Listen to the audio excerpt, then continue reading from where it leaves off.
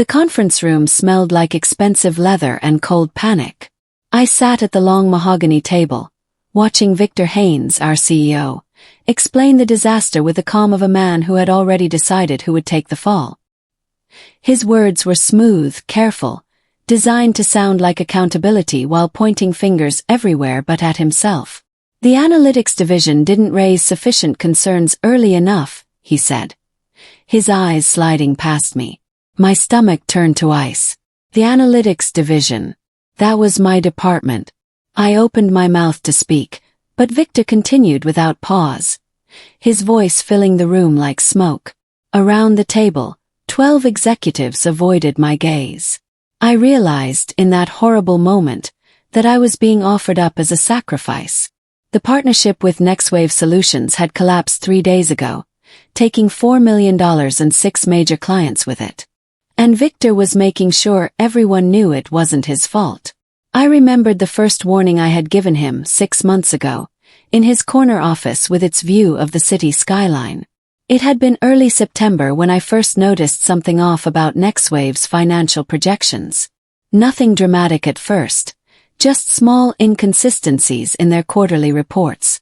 Revenue growth that didn't match their staffing numbers. Client retention rates that seemed statistically impossible. I was the director of risk analytics. Finding patterns in numbers was literally what I did for a living. I'd spent 12 years building systems that caught problems before they became disasters. I printed the reports and highlighted the discrepancies in yellow.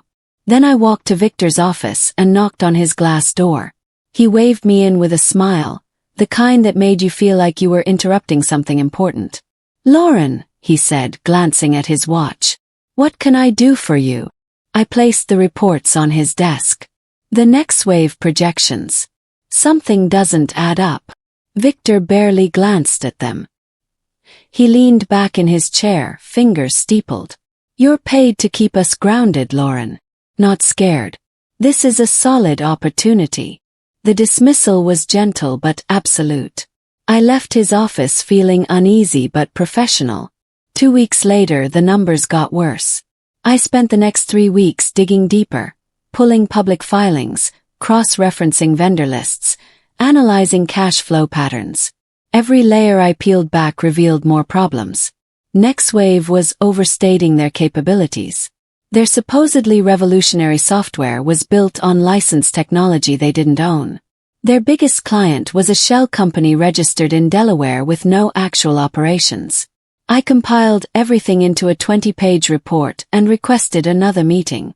This time Victor's smile was thinner. "Lauren, I appreciate your diligence," he said, not looking up from his computer screen. "But you're slowing us down. The board is excited about this partnership. Our investors are excited. We need momentum, not caution." I tried to explain the risk exposure, the potential liability, the red flags that screamed fraud. Victor cut me off. "We've done our due diligence. Their references checked out." Later that afternoon, my colleague Brian pulled me aside in the break room. "Victor's been telling people you're killing momentum," he whispered. "Said you're risk-averse to the point of paralysis." I felt my face flush. But the partnership moved forward anyway, steamrolling over my objections. I couldn't let it go. My professional responsibility wouldn't allow it. On October 15th, I sat at my desk until midnight, crafting an email that documented every concern with surgical precision. I attached the full analysis, the data sources, the risk assessment matrix. I made it factual, not emotional. Professional, not accusatory. Subject line: Critical Risk Assessment, NextWave Partnership. I reread it 5 times before hitting send at 12:47 a.m. Victor's response came at 6:22 a.m. the next morning. 1 sentence. "Noted. We're moving forward." That was it. 3 words that dismissed 6 weeks of work. I sat in my kitchen, coffee growing cold in my hands, staring at that email. Something told me to save it, to print it, to document everything. I created a folder on my personal laptop, backed it up to the cloud, and filed the printed copy in my home office. It felt paranoid at the time, like I was preparing for a war that might never come. 3 days later, the company issued a press release announcing the NextWave partnership. The announcement went public at 9 a.m. on October 18th. The office erupted in celebration. Victor called an all-hands meeting in the main conference hall, where he stood on a small stage like a general addressing troops before battle. "Today marks a transformative moment," he announced, his voice booming through the speakers. "Our partnership with NextWave Solutions will revolutionize how we deliver analytics to our clients. This is innovation. This is leadership. This is the future." Everyone applauded. I stood at the back of the room, hands coming together in mechanical claps that felt hollow. Victor was praised for his vision, his boldness, his strategic thinking. The board members beamed. The investors sent congratulatory emails that were read aloud. No one mentioned the 20-page report sitting in Victor's inbox. No one acknowledged the documented concerns. I was invisible, my warnings erased from the narrative like they'd never existed. That afternoon, our largest client, Pembroke Financial, quietly requested a meeting. They had questions about our new partner. Questions I wasn't allowed to answer. 2 days later, Pembroke pulled their account. Victor blamed market conditions. By November, the first real cracks appeared. NextWave was supposed to deliver a custom integration platform by the 15th. The deadline came and went with nothing but excuses. Technical difficulties, they said. Staffing challenges. Unexpected complexity. Victor called me into his office on November 20th. His smile was gone now, replaced by a tight-lipped frustration that made his jaw clench. "Lauren, you're our risk expert. What's happening with NextWave?" I wanted to scream. Instead, I kept my voice level. "The issues I documented in October are materializing. Their technical capacity was overstated. I didn't ask for your opinion from 2 months ago," Victor snapped. "I asked you to handle this. Fix it. That's your job. Not their job to deliver what they promised. Not his job for ignoring warnings. My job to fix problems I'd predicted and been ignored about. I'll reach out to their technical team," I said quietly. Victor nodded, already turning back to his computer. "Good. Keep me updated." I left his office with a sick feeling in my stomach, knowing I was being set up to fail. I worked 16-hour days trying to salvage what couldn't be saved. I became the liaison between our increasingly anxious clients and NextWave's increasingly evasive project managers. Every night I sent status reports to Victor. Every morning, he forwarded them to the board with his own commentary that somehow made everything sound like progress. In private, he told me, "Lauren, I trust you to handle this. You're my most reliable person." In public, in meetings with executives, he stayed silent. He never defended me. Never acknowledged my efforts.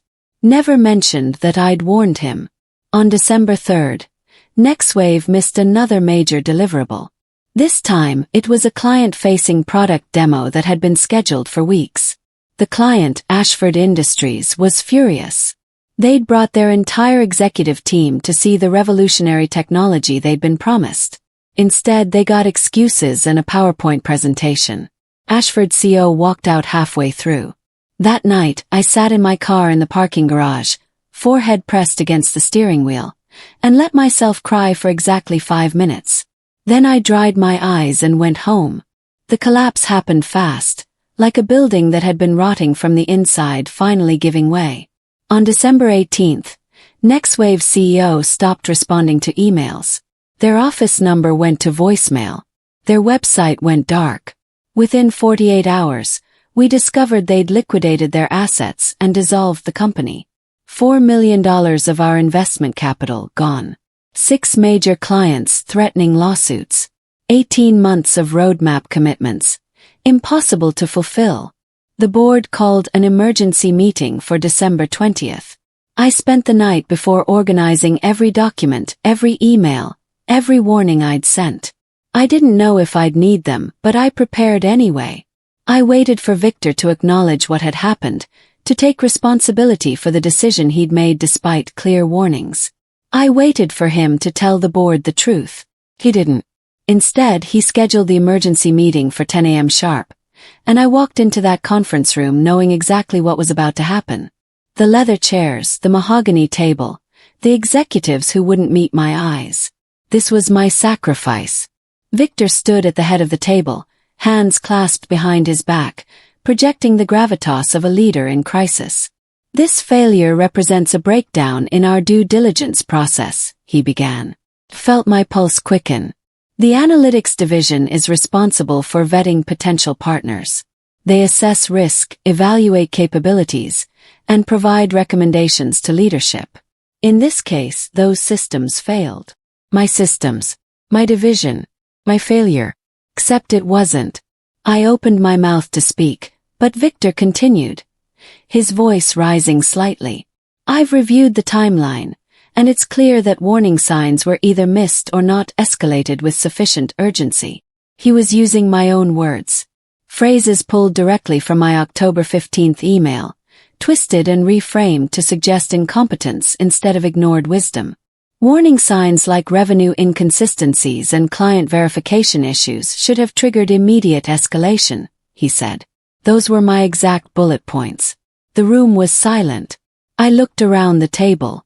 12 executives, and not one of them would look at me. Patricia from legal studied her notepad. Thomas from operations stared at his laptop. Even Brian, who'd warned me about Victor's comments, avoided my gaze. The meeting ended with Victor assigning a task force to review what went wrong. I wasn't on it. Over the next week, I felt the isolation creep in like frost.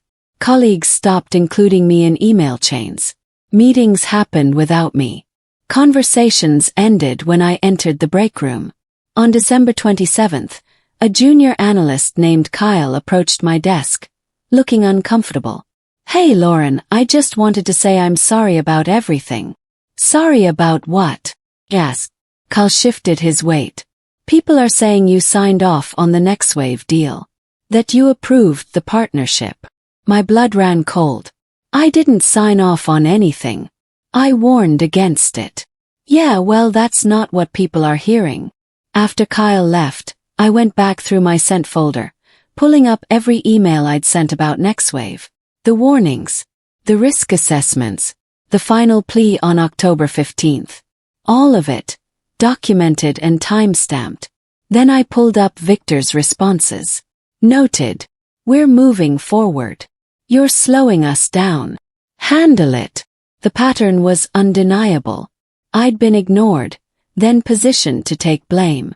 I spent that weekend reconstructing the entire timeline on my personal laptop. Every meeting, every warning, every decision point. I organized the emails chronologically, created a summary document, and backed everything up in 3 separate locations. The evidence was overwhelming. I hadn't failed. I'd been silenced, then scapegoated. On Monday morning, December 30th, Victor called me into his office. He sat behind his desk, hands folded, expression concerned. Lauren, sit down. We need to talk. I sat, keeping my posture straight, hands folded in my lap. I want to discuss your role in the NextWave situation, he began. I need to understand your perspective on what went wrong. Kept my voice neutral. I documented my concerns in October. You decided to move forward. Victor's expression shifted slightly. A flash of irritation quickly masked. Lauren, I'm trying to help you here. But this defensiveness isn't productive. I'm not being defensive. I'm stating facts. Facts can be interpreted in different ways, Victor said, leaning forward. What matters now is how we move forward. The board is looking for accountability. Shared accountability. Do you understand? I understood perfectly. He wanted me to fall on my sword. I think, Victor continued, his voice taking on a gentle, almost fatherly tone, that it would be beneficial for everyone if you acknowledged some responsibility here. Not for the entire failure, of course, but for missed opportunities to escalate concerns more forcefully. I stayed silent. The thing is, Lauren, your future with this company depends on how you handle this moment. Are you a team player? Or are you someone who points fingers when things go wrong? The threat was clear, wrapped in concern. Agree to share blame or face consequences. I thought about my 12 years with the company. My spotless record. My promotions earned through competence, not politics. I thought about my mortgage, my retirement account, my professional reputation. I understand what you're asking, I said carefully. Victor relaxed, misinterpreting my tone as capitulation. Good. I knew I could count on you, Lauren. You've always been one of my most reliable people. I left his office without agreeing to anything, but I let him believe I had. That afternoon, I sent him a brief email. Thank you for the conversation. I'll reflect on the best path forward. Victor responded within minutes. Appreciate your professionalism. He thought he'd won. Over the next 2 weeks, I became a ghost in my own office. I stopped arguing, stopped explaining, stopped defending myself. I showed up at 9 a.m., did my work with mechanical precision, and left at 5 p.m. I didn't engage in gossip, didn't respond to provocations, didn't rise to bait. In meetings, I spoke only when directly asked a question, and I kept my answers brief and factual. No emotion, no editorializing, just data. Victor interpreted my silence as defeat, as compliance, as acceptance of my role in the narrative he'd constructed. He relaxed, started treating me with casual dismissal again, the way you'd treat someone who no longer posed a threat. He had no idea what I was actually doing. At home every evening I was building my exit strategy, dating my resume, documenting accomplishments, researching companies that valued risk management and actually listened to their analysts. On January 8th, my phone rang with a New York area code. A recruiter named Vanessa was calling about a director of strategic risk position at Callaway & Associates, a prestigious consulting firm. Someone had recommended me. Would you be interested in discussing the opportunity? Vanessa asked. Yes, I said. I would. The interview process was discreet and swift. 3 video calls over the course of 2 weeks, each one reinforcing that Callaway & Associates was everything my current company wasn't. They asked about my methodology for identifying risks. They wanted to know how I handled situations where leadership disagreed with my assessments. They valued caution, preparation, and the ability to see problems before they became disasters. I didn't mention NextWave. I didn't badmouth Victor. I focused on my successes, my systems, my track record. On January 24th, Vanessa called with an offer. The salary was 30% higher than my current compensation. The title came with actual authority. The company culture emphasized integrity over momentum. We'd love to have you join our team, Vanessa said. How soon could you start? I need to give appropriate notice, I said, keeping my voice professional even as my heart raced. 2 weeks would be standard. Of course. Take the time you need. We're excited to work with you, Lauren. I hung up and sat in my home office, staring at the offer letter on my screen, feeling something I hadn't felt in months. Oh, but I had one more thing to do before I could leave.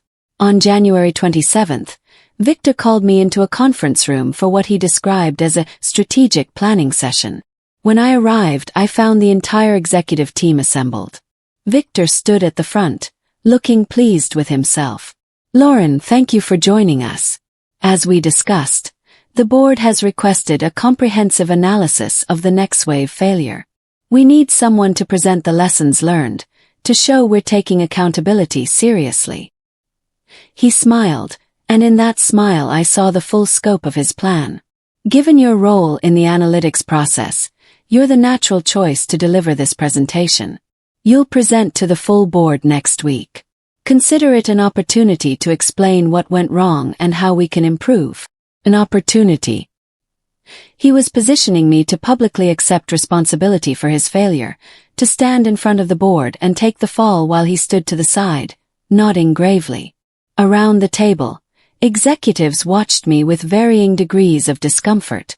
They knew what this was. I'd be happy to prepare a presentation, I said calmly. Victor looked relieved. Excellent. I knew I could count on you. He had no idea what I was about to prepare. I spent the next 5 days building a presentation that was nothing but facts. No opinions, no blame, no emotion, just a timeline of events, documented with emails, meeting notes, and decision records. Slide 1. September 8th. Initial analysis. I displayed my first internal memo highlighting concerns about NextWave's financial discrepancies. Slide 2. September 22nd. Follow-up review. My 20-page risk assessment, complete with highlighted sections. Slide 3. October 15th. Formal warning. My email to Victor, timestamped at 12:47 a.m., outlining critical risks. Slide 4.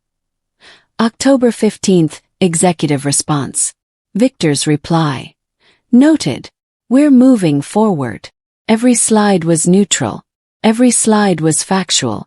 Every slide showed exactly who knew what and when. On February 3rd, I walked into the boardroom with my laptop and a printed copy of the presentation. The 12 board members sat around the table. Victor stood at the side, arms crossed, confident. I connected my laptop to the projector and began. This presentation covers the timeline and decision-making process regarding the NextWave partnership. Click to the first slide. The room grew very, very quiet. By slide 8, the tension in the room was suffocating. I showed the dates Victor approved expenditures despite documented risks. I showed the meetings where concerns were dismissed. I showed the pattern of escalation and response. I never once said Victor ignored me. I never said I was right. I just showed what happened when it happened and who made each decision. The board members began glancing at each other. Victor. Me. On slide 12, one of the board members, a woman named Claudia Winters, raised her hand. Lauren, just to clarify, this email from October 15th, where you outline the risks with NextWave's financial structure. Did you receive any response? Yes, I said. I clicked to the next slide, showing Victor's 3-word reply. And did you escalate further after this response? Claudia asked. I continued to provide updates and risk assessments through November and December. All documented. Victor tried to interrupt. I think we need to consider the context dash. Let her finish, Claudia said sharply. I finished the presentation in silence. When I closed my laptop, the room remained quiet for a long moment. Then Claudia spoke again. Thank you, Lauren. This is very thorough. The shift in the room was palpable. I had just transferred credibility from Victor to myself without saying a single accusatory word. I submitted my resignation letter the next morning at 9 a.m. 2 sentences. I am resigning from my position as Director of Risk Analytics, effective February 17th. Thank you for the opportunity to serve the company. Victor called my desk phone 7 times that day. I let every call go to voicemail. Finally, he appeared at my office door, his face flushed. Lauren, we need to talk about this. You can't just leave in the middle of a crisis. I can actually, I said, continuing to pack my personal items into a cardboard box. This is abandonment. This is betrayal. I looked up at him then, seeing him clearly for the first time in months. Not as an authority figure, just as a man who'd chosen convenience over integrity. You positioned me as a scapegoat for a decision I advised against. That's not a working relationship I can continue.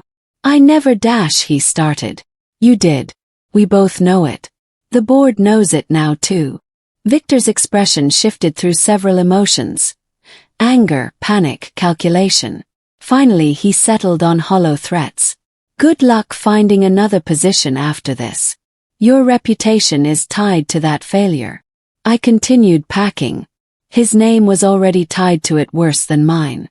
Word spread quickly in our industry. Not through gossip or social media, but through the quiet professional networks that matter. A former colleague reached out on LinkedIn. Heard about NextWave. Also heard you called it early. Respect. A competitor's HR director mentioned at an industry conference that they'd heard about an analyst who'd documented risks that leadership ignored. My name was never explicitly mentioned, but the story traveled. By the time I started at Callaway and Associates on February 20th, my reputation had been quietly rehabilitated by the truth. My new company valued exactly what my old company had dismissed: caution, thoroughness, and the courage to speak uncomfortable truths. Meanwhile, Victor's board had questions. Lots of questions. About decision-making processes. About why documented risks were dismissed. About who actually held accountability. I heard through Brian, who texted me 3 weeks after I left. Board requested all communications regarding NextWave. Victor's been in closed-door meetings all week. People are nervous. I didn't respond. I didn't need to. The truth was doing its work without me. On March 15th, I got an unexpected phone call from an unknown number. I almost didn't answer. "Lauren, it's Victor." His voice was different. Softer. Almost tentative. "I hope I'm not catching you at a bad time." "I'm at work," I said neutrally. "Right. Course. I'll be brief." He paused, and I heard him take a breath. The board has been asking some difficult questions about the NextWave situation. About the decision-making process. About the risk assessments that were filed. I stayed silent. I was hoping we could talk. Off the record. I need your perspective on how to present the timeline. How to explain the context of those early concerns you raised. There it was. He needed me. After months of dismissing me, silencing me, positioning me as the problem. He needed my expertise to save himself. "I'm asking for your help," Victor said when I didn't respond. "For old time's sake. We worked well together for 12 years. Surely that counts for something." I thought about those 12 years. The late nights fixing problems I'd warned about. The silence when I needed support. The sacrifice he'd been willing to make of my career to protect his own. "I'll consider it," I said finally. "Can we schedule a call? Tomorrow maybe?" Victor sounded relieved. "Yes, absolutely. Tomorrow at 2 p.m. "I'll call you," I said, and hung up before he could respond. The next day at 2 p.m. my phone rang. Victor's number. I let it ring twice before answering. "Lauren, thank you for calling. I really appreciate dash. I've thought about your request," I interrupted. "And I need to be clear about something." "Of course. Anything." I could hear the hope in his voice. The belief that I might save him. What happened with NextWave wasn't a failure of process. It wasn't a failure of analysis. It was a failure of leadership. Silence. I provided multiple warnings, each documented and detailed. You dismissed them. When the partnership collapsed, you positioned me to take responsibility for decisions I advised against. That's not a miscommunication. That's a choice you made. "Lauren, I understand you're upset, but dash. I'm not upset," I said, and I meant it. "I'm just clear. You asked for my help. Here's my answer. I warned you when it mattered. I won't clean this up for you now." "Wait dash," I hung up. For a moment, I sat at my new desk in my new office, phone still in my hand, and felt nothing but relief. Then I went back to work. Victor tried calling back immediately. 4 times in a row. I declined each call. He sent an email. "Lauren, please reconsider. We can work through this together." I didn't respond. The next day he sent another. "I'm willing to clarify the record with the board. To acknowledge your early warnings. Please call me." Still nothing from me. A week later Brian texted. "Victor's desperate. Keep hearing your name in meetings. Board wants answers he can't give." I finally replied to Brian. "Not my problem anymore." The silence I'd created was more powerful than anything I could have said. By refusing to engage, by refusing to rescue Victor from consequences he'd created, I'd left him completely exposed. The board didn't need my testimony. They had my emails, my reports, my documented warnings. What they didn't have was any evidence that Victor had taken them seriously. Without me to deflect blame onto, without my expertise to explain away his failures, Victor had nothing left but his own decisions. And those decisions looked worse every day. The silence stretched into March, then April. I didn't follow the drama at my old company. I focused on my new role, building systems that would actually be used, working with leaders who valued foresight over momentum.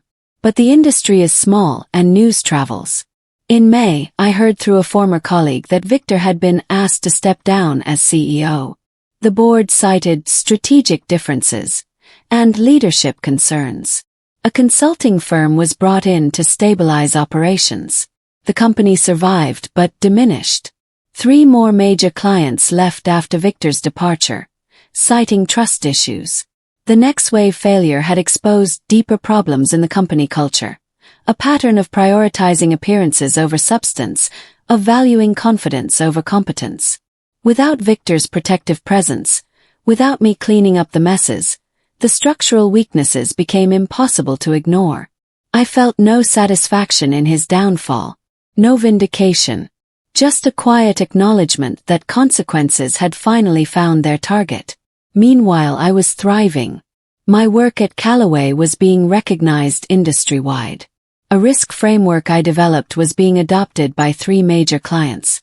My team respected me. My bosses listened when I raised concerns. In June, I was promoted to Senior Director of Strategic Risk. At my old company, they were still recovering from the next wave collapse and the leadership vacuum Victor left behind. I'd built a new career on the foundation of integrity, while Victor had lost his by sacrificing it. 6 months after I left, I was at an industry conference in Chicago when I ran into Claudia Winters, the board member who'd asked those pointed questions during my final presentation. "Lauren," she said, approaching me during a break. "I was hoping I'd see you here. I wanted to thank you." "Thank you for what?" "For telling the truth. Even when it cost you." I nodded, not sure what to say. "After you left, we did a full audit of Victor's leadership decisions. The pattern we found was disturbing. Next Wave wasn't an isolated incident. It was just the biggest failure." Pause. "Your documentation made it possible for us to act. Without those emails, those reports, we might never have seen the full picture." I didn't tell her that I'd saved those documents out of paranoia, out of a gut-level instinct that I'd need to protect myself. "I'm glad the truth came out," I said simply. Claudia smiled. "You landed on your feet. I've been hearing good things about your work at Callaway. I'm grateful for the opportunity." Later, another conference attendee approached me during a networking session. He referenced the next wave situation without naming it directly, praising the analyst who saw it coming. I never corrected the story, never claimed credit. The truth had its own momentum now. A year after I left, I sat in my corner office at Callaway & Associates, reviewing a risk assessment for a major client. My team had identified concerns with a potential vendor, and we documented everything thoroughly. The client listened. They postponed the deal pending further investigation. A week later, they thanked us. The vendor's financial irregularities had been exposed by another firm. We'd saved them from a costly mistake. This was what competence looked like when it was valued. This was what happened when warnings were heard instead of buried. I thought about Victor sometimes, but not with anger. I'd learned something important from that experience. Some people lose power the moment you stop protecting them. Victor's authority had been built on a foundation of other people's work, other people's silence, other people's willingness to absorb blame for his failures. When I removed myself from that equation, the foundation crumbled. I hadn't destroyed him. I'd simply stopped saving him. And that had been enough.